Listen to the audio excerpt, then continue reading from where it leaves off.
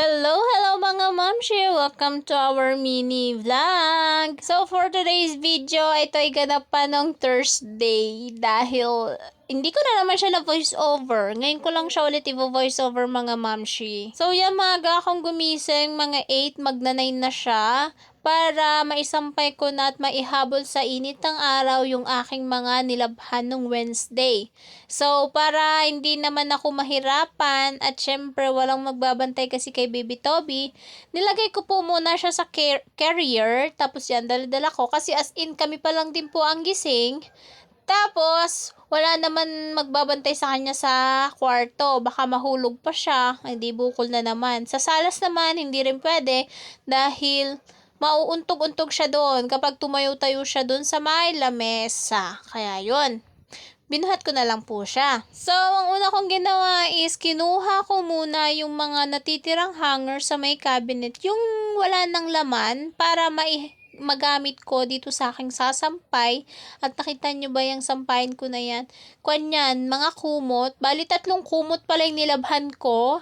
Yan, dyan ko lang na-realize na 3 kumot pala yun. Tapos 2 cover. Kasi last week, hindi po ako nakapaglaba. Kaya yan, tambak yung labahin ko. Kaya yan, sobrang sakit talaga nung balakang ko nung natapos ako maglaba. Kaya hindi ko na rin po na-hanger. Pero okay lang naman, hindi naman siya bumaho dahil kahit hindi ako gumagamit ng downy mga mamshi ha, talagang binabanlawan ko lang siya ng maayos. So, yan, sasampay na, yan na si Haring Araw, naaarawan na siya. Tapos, fast forward po tayo, pagkatapos namin kumain ng lunch, di ba po, umuwi si Daddy Jomar sa bahay para mag-lunch dahil malapit lang naman yung work niya sa bahay namin.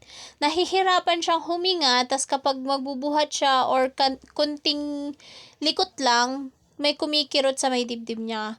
Kaya pumunta kami sa BGH at yan, nagpa-check up siya.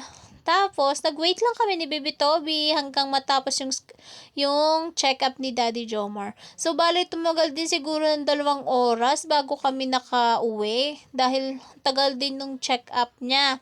Tapos yun, may gamot para sa kanya. Binili na rin po namin yung pumunta kami sa may TGP para mabili na yun.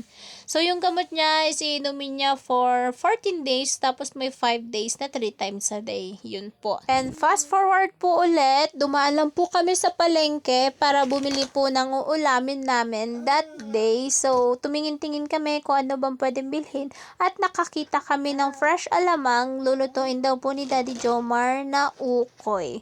At yun lang po.